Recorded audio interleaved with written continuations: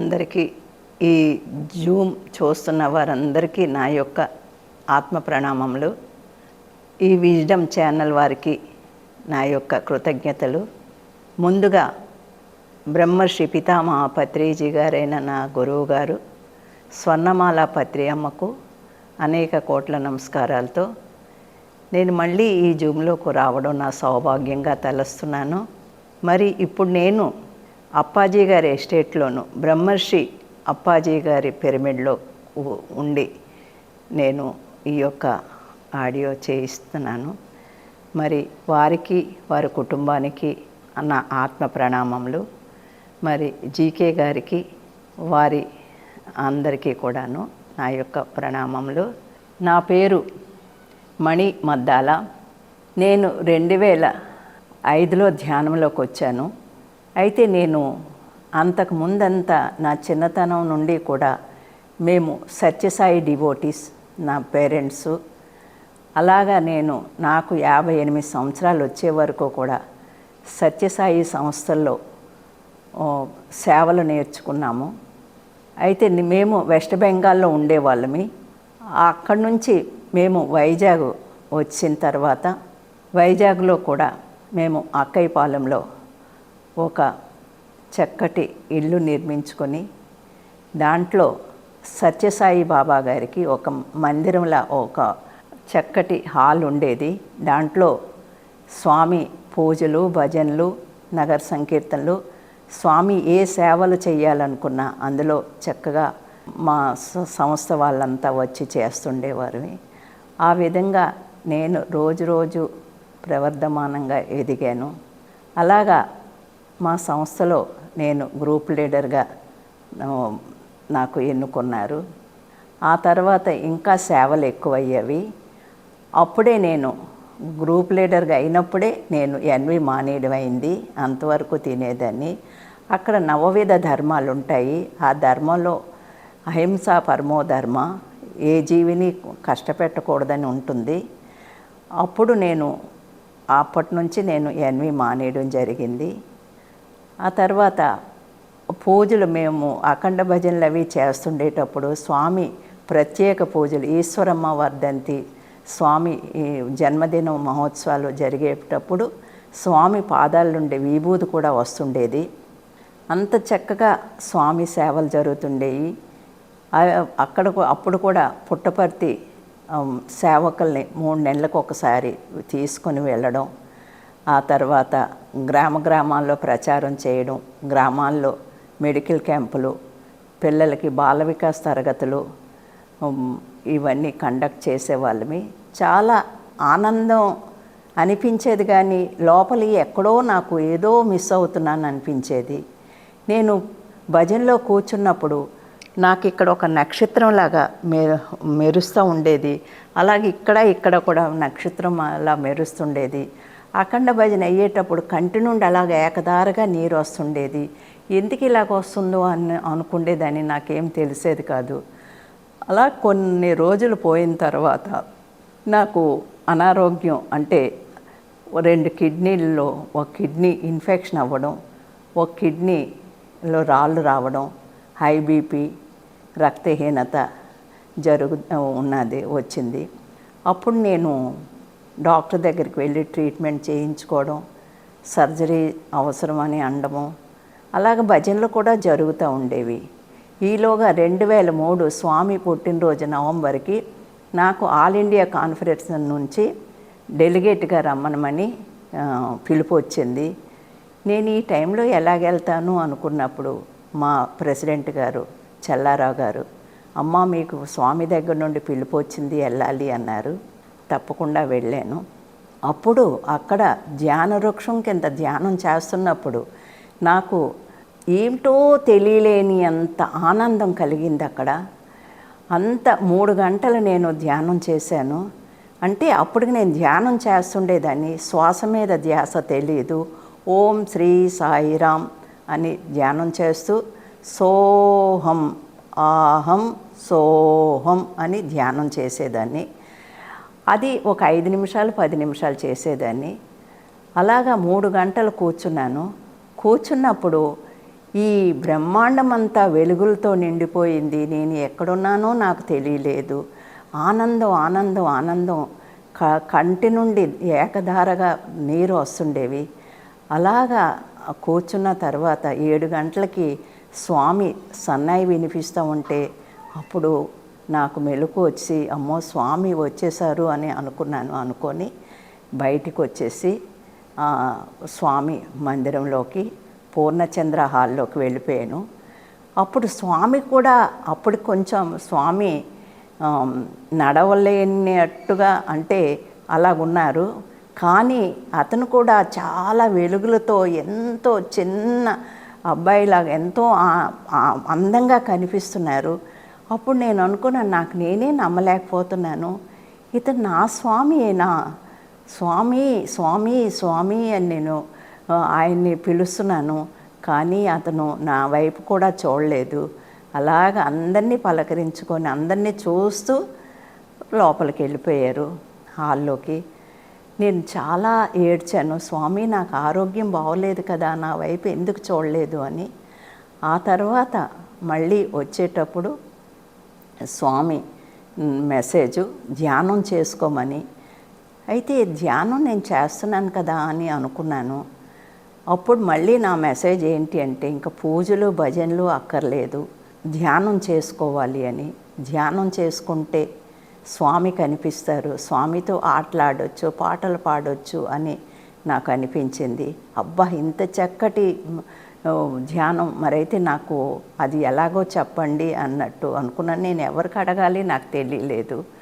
అలాగే తిరిగి వచ్చేసాను వైజాగ్. వచ్చేసిన తర్వాత 3 నెలలు అన్వేషణ చేశాను. నాకు సరైన గురువు కావాలి, స్వామి నాకు సరైన గురువుని కనిపించండి, లేకపోతే మీరే చెప్పండి ఆ ధ్యానం అని. అలాగా 3 నెలల్లో నా ఈ అన్వేషణలో ఎప్పుడైతే స్వామి నోటి నుండి పూజలు భజనలు వద్దన్నారో ఇంకా ఆ రోజు నుండి నాకు పూజ చేయబుద్దేసేది కాదు, భజనలు చేసేదాన్ని కాదు, భజనలకు వెళ్ళేదాన్ని కాదు.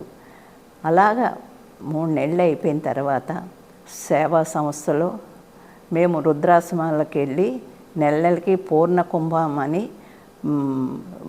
అనాథ స్త్రీలకి నెలకు సరిపడే రేషను అన్నీ ఇచ్చేవాళ్ళమి. వెళ్ళి వచ్చేస్తున్నప్పుడు నాకు కారులో కూర్చున్నాను, స్వామి ఈ రోజైనా నాకు తప్పనిసరిగా నాకు సరైన గురువుని చూపించండి అని అనుకున్నాను.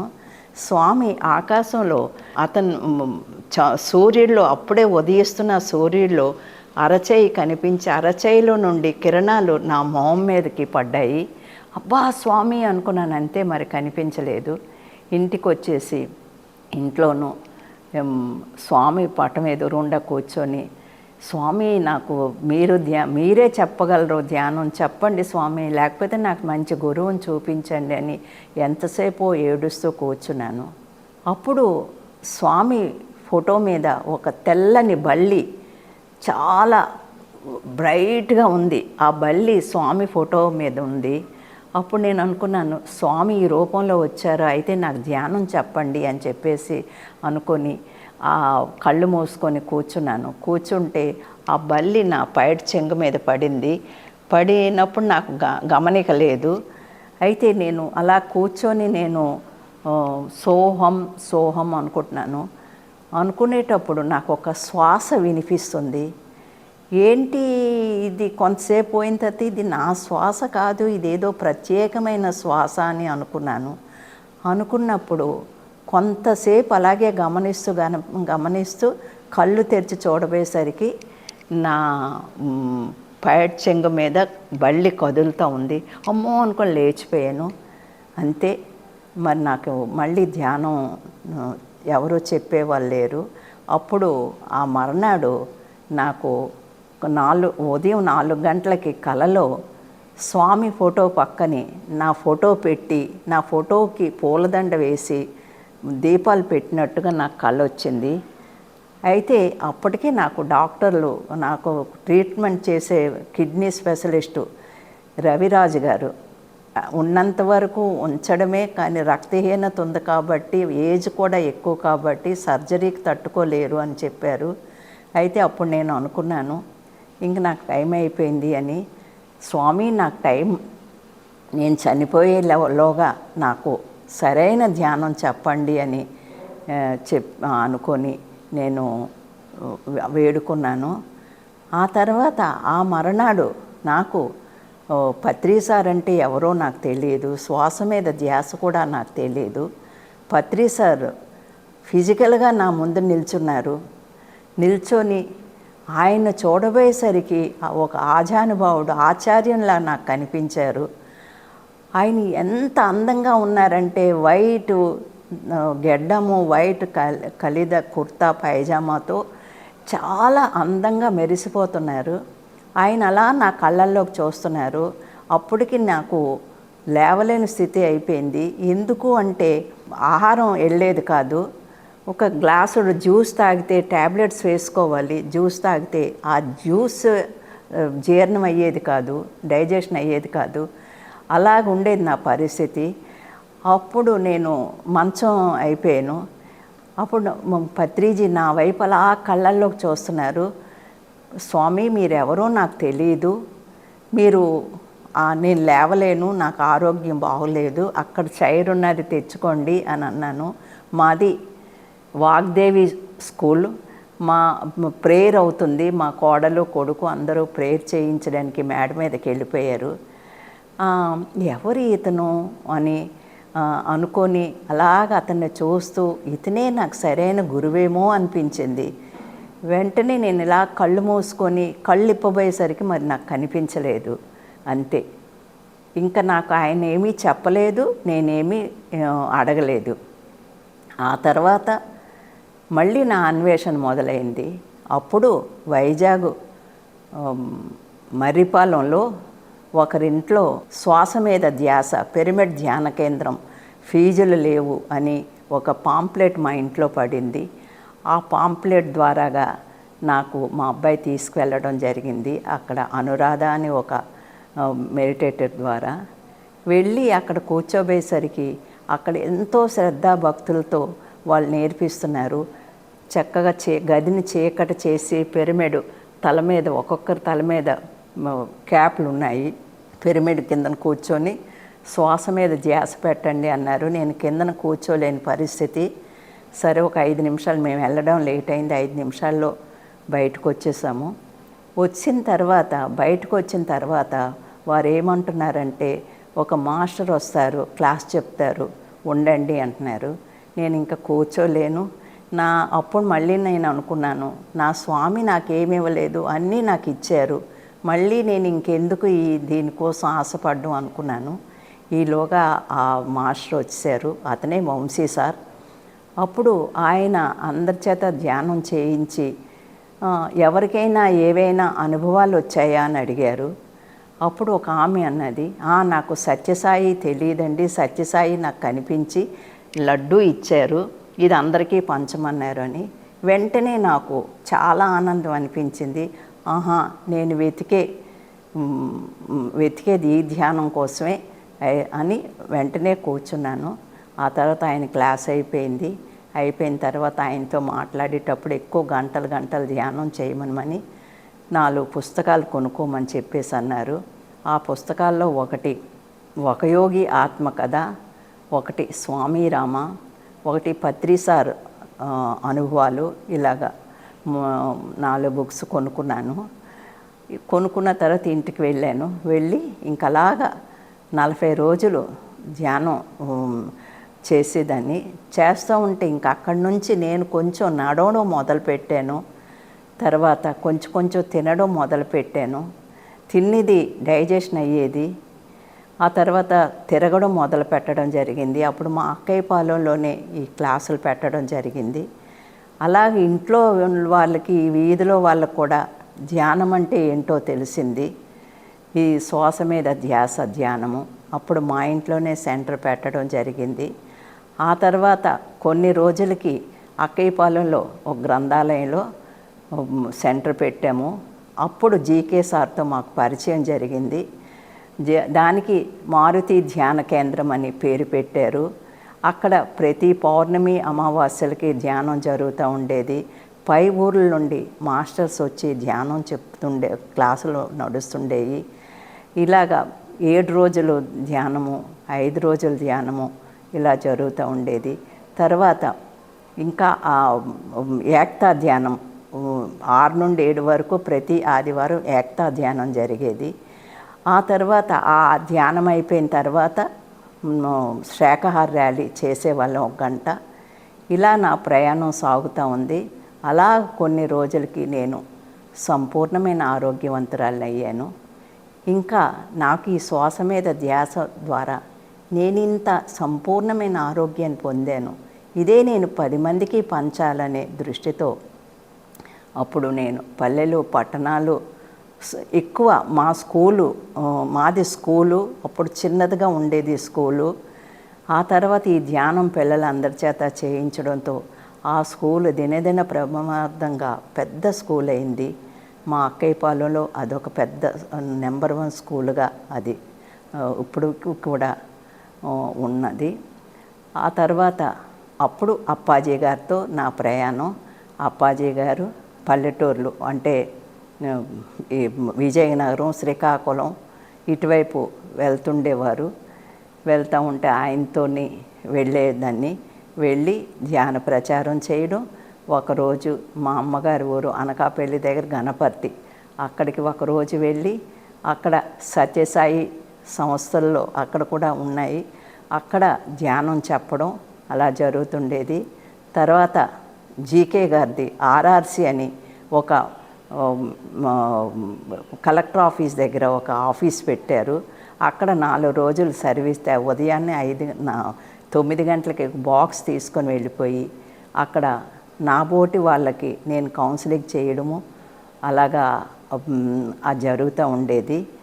ఆ తర్వాత వచ్చేటప్పుడు ఎవరైనా స్త్రీలు బయటికి రాలేని వాళ్ళు, అనారోగ్యంతో ఉన్న వాళ్ళకి జీకే సార్ చెప్పారు, వారి ఇంటికి వెళ్ళి వాళ్ళకి ఈ ట్యాబ్లెట్స్, స్పిరిచువల్ ట్యాబ్లెట్స్ కోసం వివరంగా చెప్పి వాళ్ళకి ఎలాగ ధ్యానం చెయ్యాలి, వాళ్ళ చేత జీకే సార్తో మాట్లాడిపించడం అలాగ చేసేదాన్ని.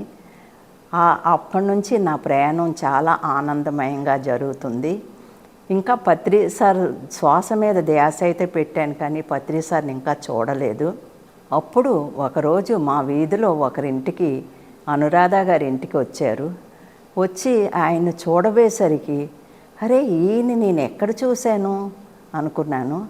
అప్పుడు సారే నన్ను పిలిచి కంటితో సైక్ చేసి పిలిచి, రండి మేడం ఏంటి సంగతులు అన్నారు. ఇవన్నీ చెప్పబోయేసరికి చాలా సరదా పడి ఆ తర్వాత ఎన్నో మాటలు ఆయన చెప్పారు. అక్కడి నుంచి నేను మరీ ఇంకా పూజలు చేయలేదు. పువ్వులు కూడా తెంపలేకపోయేదాన్ని. పువ్వుల దగ్గరికి వెళ్ళి పువ్వు తెంపాలి అనుకుంటే చెయ్యి లాగేసేది. లాగేస్తూ ఉంటే ఆ పువ్వులు ఇంకా అప్పటి నుంచి ఇప్పటి వరకు పువ్వులు కానీ ఆకులు కానీ తెంపలేదు. అలాగా ఇంకా అక్కడి నుంచి నాకు హిందీ చదువుకున్నాను, మాట్లాడడం రాయడం వచ్చు. జీకే సార్తో నార్త్ ఇండియా అంతా అన్ని ఊర్లు తిరగడం జరిగింది. తర్వాత ఒరిస్సా అది కూడా వెళ్ళడం, హిందీలో క్లాసులు చెప్పడం జరిగేది. జగదీశ్వరి మేడంతో దక్షిణ మామిడాడ అటు పల్లెటూర్లన్నీ తిరగడం, స్కూల్స్కి వెళ్ళడం, ఇలా నా సేవ రోజు రోజుకి బాగా సాగుతూ ఆనందంగా సాగుతుంది. అక్కడి నుంచి నేను విదేశీ ప్రయాణాలు కూడా చేయడం జరిగింది. Malaysia, Singapore, Mauritius. GK sir వాళ్ళ నాన్నగారు బ్రహ్మర్షి అప్పాజీ గారు, మరి ఈశ్వరమ్మ గారు వారి ధర్మపత్ని, నేను వెళ్ళడం జరిగింది. అక్కడ ఎన్నో అనుభవాలు. అలాగే సింగపూర్ కూడా జీకే సార్ వాళ్ళ నాన్నగారు అప్పాజీ గారు, ఈశ్వరమ్మ గారు, జగదీశ్వరి మేడం గారు, నేను వెళ్ళడం. అక్కడ కూడా వీళ్ళు తిరిగి వచ్చినా ఇంకా మేము కొన్ని రోజులు అక్కడుండి క్లాసులు చెప్పడం జరిగింది. తర్వాత జీకే గారు ఏ విధంగా చెప్తే ఆ విధంగా నేను ఆయన ఎక్కడికి వెళ్ళమంటే అక్కడికి వెళ్తుండేదాన్ని. తర్వాత అండమాన్ వెళ్ళమన్నారు, అండమాన్ వెళ్ళాము. అండమాన్లో కూడా అప్పుడు అండమాన్లో నా యొక్క అనుభవాలు విని పత్రిజీ బుక్ రాయమని చెప్పారు. అప్పటికే నాకు కలలో పుస్తకాలు పెన్ను కనిపిస్తుండేది. అలాగా నేను రాయలేకపోయేదాన్ని. ఎప్పుడైతే పత్రిజీ చెప్పారో బుక్ రాయమని, అలాగే సార్ అని అన్నాను. కానీ ఇంటికొచ్చి రాయలేకపోయాను. ఆ తర్వాత మాకు ఇంకా ఎన్నో అనుభవాలు జరుగుతూ ఉండేవి. 2010లో ఇక్కడ వైజాగ్లో మెగా పిరమిడ్ నిర్మాణం జరగాలి అని పత్రిజీ చెప్పారు. చెప్పి దాంట్లో 90 ట్రస్టీలుగా తీసుకున్నారు. అందులో నేను కూడా ఒకరిని. అప్పుడు అన్ని ఆశ్రమాలు తిరిగి రమ్మన్నారు తమ్మండగిరికి. అన్ని ఆశ్రమాలు వెళ్ళేటప్పుడు జగన్నాథ్ గట్టులో కొన్నాళ్ళు ఉన్నాము. అక్కడి నుంచి అలాగా చాలా ఊర్లు తిరిగాము. తర్వాత గోల్డెన్ గ్లోబ్ కూడా వెళ్ళాము, పాండుచేరి. గోల్డెన్ గ్లోబ్కి వెళ్ళే ముందు నాకు ఒక అనుభవం వచ్చింది. ఇంట్లోనే ధ్యానం చేస్తూ ఉంటే ఒక గ్లోబ్ కనిపించింది. ఆ గ్లోబ్ మీద ఒక స్త్రీ కూర్చొని ఉంది. ఆ స్త్రీకి ఒక తెల్లని ఛత్రం గొడుగు పట్టుకొని 2 మగవాళ్ళు నిల్చొని ఉన్నారు. అబ్బా, ఎవరో ఈ స్త్రీ అనుకున్నాను. ఆ స్త్రీని నేనేనట. అయ్యో అనుకున్నాను. ఆ తర్వాత అది 6 నెలల తర్వాత మేము వెళ్ళడం జరిగింది ఆ గ్లోబ్కి, పాండుచేరి. అక్కడికి వెళ్ళగానే అక్కడ నేను అలాగా గుసగుసలు వినిపిస్తున్నాయి. కూర్చుంటే 4 మగవాళ్ళు ఆజానుభావుల్లాగా ఉన్నారు. 10 అడుగులు పొడవు ఉంటారు, తెల్లని శరీరం, ఒంటి మీద వస్త్రాలు లేవు, జుట్టు ఇక్కడి నుండి పాదాల వరకు, శరీరం ఏమీ కనిపించట్లేదు ఉన్నారు. నేను వెళ్ళబోయేసరికి వాళ్ళు నాకు ఒక బంగారం ట్రేలో పానీయం, తర్వాత పళ్ళు, తమలపాకు అవన్నీ తీసుకొచ్చి నాకు ఇస్తున్నారు. ఎవరండి మీరు అని అడిగితే, మేము 4 దిక్కుల మీరు కూడా మాలో వారే అని అన్నారు. అవునా అని చెప్పేసి అనుకున్నాను. అంతే, నాకు మెలకు వచ్చింది. ఆ తర్వాత బయటకు వచ్చేసాను. ఆ తర్వాత ఇక్కడ మా వైజాగ్లో ధ్యాన మహాచక్రం 2010లో అమరావతిలో జరిగినప్పుడు అనౌన్స్ చేశారు పత్రి సారు. అప్పుడు నేను స్టేజ్ మీదే ఉన్నాను. అతను మాటలు చెప్పేటప్పుడు మా దగ్గర నుంచి ఒక అందమైన అమ్మాయి ఆకుపచ్చ పట్టుచీర కట్టుకొని స్టేజ్ దిగి వయ్యారంగా నడుస్తూ డ్యాన్స్ వేస్తూ ఆ స్టేజ్ అంతా తిరిగి, ఆ వేదిక అంతా తిరిగి మళ్ళీ వచ్చేసినట్టు వచ్చింది. పత్రి సార్ అడిగారు, ఎవరికైనా ఏవైనా అనుభవం వచ్చిందా అని. సార్, నాకు ఈ అనుభవం వచ్చింది అని అంటే, భూదేవి ఎక్కడైనా సరే ధ్యానమహాచక్రాలు జరుగుతూ ఉంటే భూమికి అంత ఆనందం, భూదేవికి భూమిని హీల్ చేయడం జరుగుతుంది అని చెప్పేసి అన్నారు. అలాగే వైజాగ్ వచ్చేసిన తర్వాత ఎంతో అద్భుతంగా ఆ ధ్యాన మహాచక్రాన్ని ఇక్కడ ఉన్న ప్రతి పిరమిడ్ మాస్టర్ కూడా ఎంతో ఆనందంగా స్వీకరించి ఎవరి స్థాయిలో వాళ్ళు ఎంతో అద్భుతంగా సర్వీస్ చేశారు.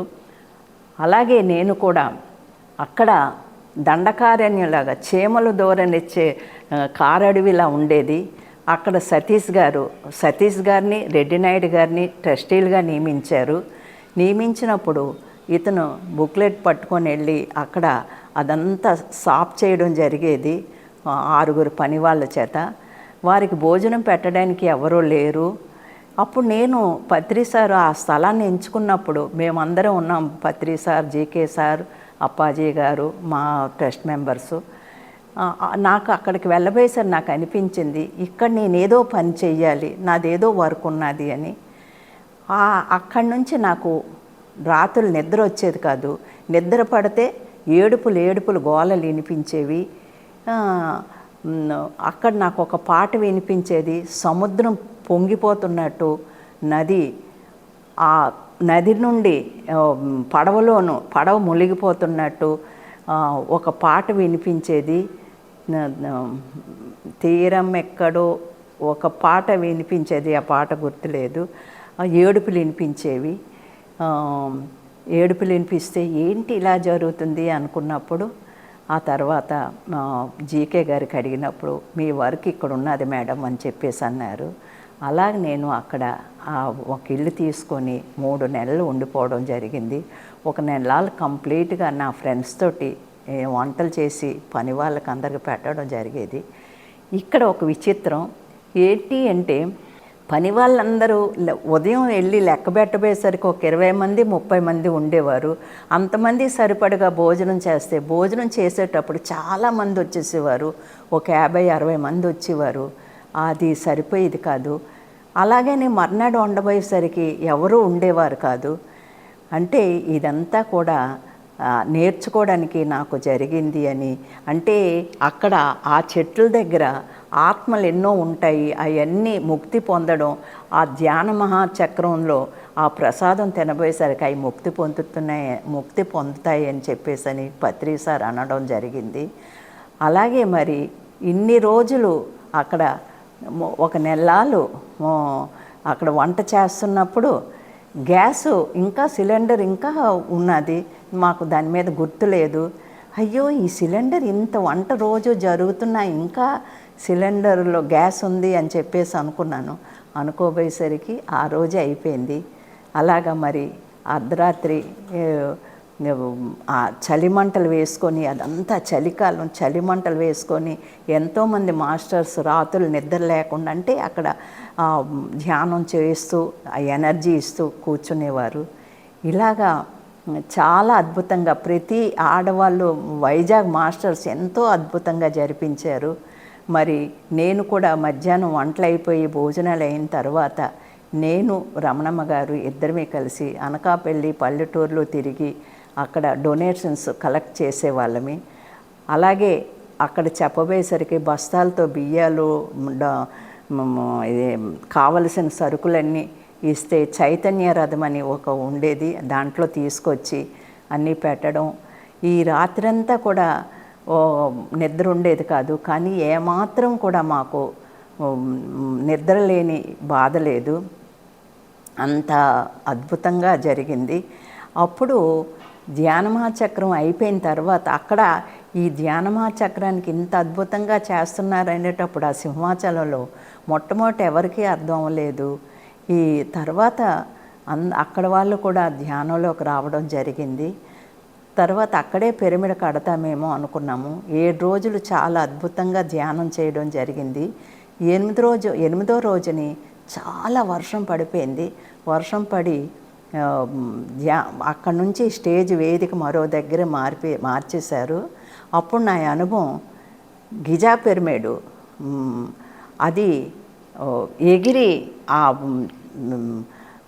గాలిలో ఎగిరి అక్కడ వరకు వచ్చి ఆగిపోయింది. అప్పుడు ఇదేంటి ఇంత బరువైన పిరమిడ్ ఇలాగా ఆగిపోయింది ఏంటి అని చెప్పేసి అనుకున్నాను. అది లీలగారు అనకాపల్లి అది అక్కడ ఆవిడ నిర్మాణం చేయడం జరిగింది గిజా పిరమిడ్. అలాగా ఎన్నో అనుభవాలు. అలా 2012లో మరి సత్యయుగం వచ్చేస్తుంది అని పత్రి సార్ అనడం. ఆ తర్వాత అంటే మహేశ్వర మహాపిరమిడ్ నిర్మాణం జరిగింది. ఆ రోజు ఓపెనింగ్ అక్కడ జరిగినప్పుడు సార్ పక్కనే కూర్చొని ధ్యానం చేస్తున్నప్పుడు నా చేతిలో ఒక చిన్న బ్యాగ్ ఉంది, దాంట్లో నల్లటి మన్ను ఉంది, ఇంకో చేతిలో కొంచెం ఇసుక ఉన్నది.